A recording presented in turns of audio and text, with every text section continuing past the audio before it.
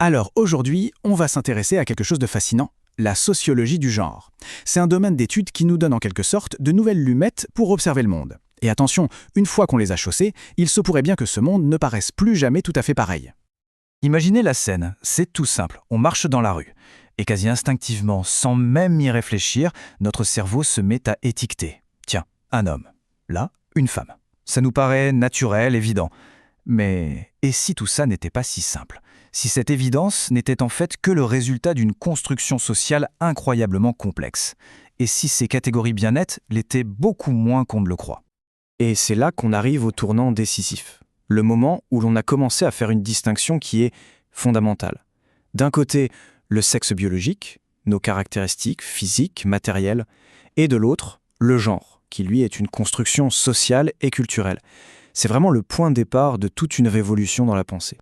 Bien sûr, cette idée n'est pas sortie de nulle part. Elle a mûri avec le temps. Déjà, en 1935, l'anthropologue Margaret Mead montrait que les rôles masculins ou féminins changent radicalement d'une culture à l'autre. Ensuite, en 1949, coup de tonnerre, Simone de Beauvoir publie son livre « Le deuxième sexe » avec une phrase qui va tout changer. Et enfin, dans les années 60, les mouvements féministes s'emparent de ce concept pour en faire un outil d'analyse et de lutte politique très puissant.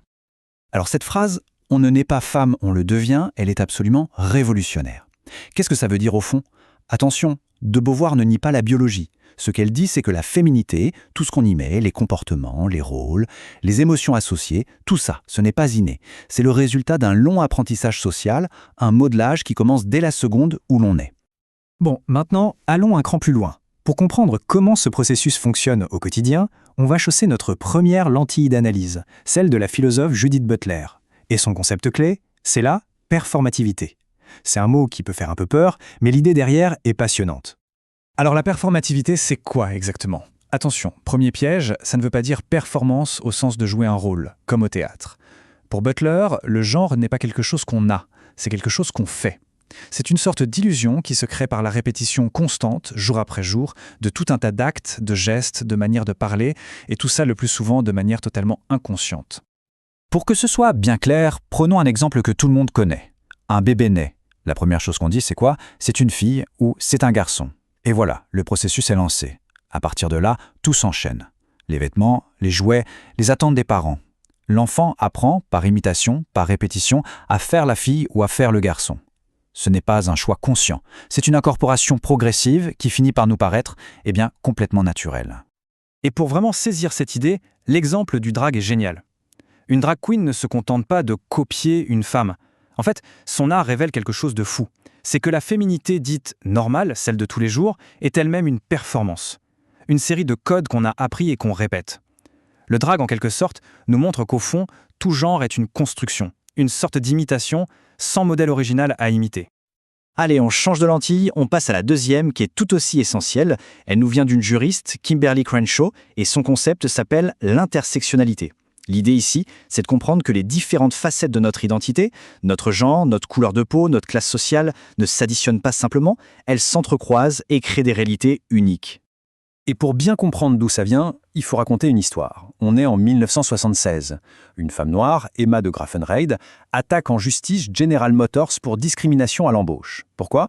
Parce que l'entreprise engageait bien des personnes noires, mais c'était des hommes, pour les postes à l'usine, et elle engageait bien des femmes, mais elles étaient blanches pour les postes de bureau.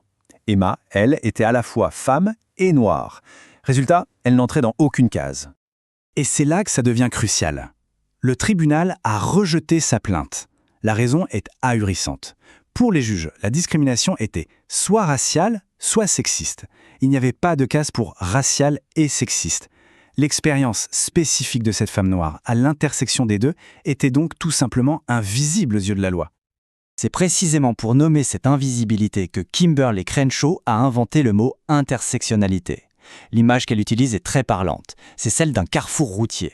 On peut avoir un accident à cause d'une voiture venant d'une rue ou d'une autre. Mais si on est percuté par deux voitures venant de directions différentes en même temps, le choc est différent, il est unique. Ce n'est pas juste racisme plus sexisme. C'est une nouvelle forme de discrimination qui naît au croisement des deux.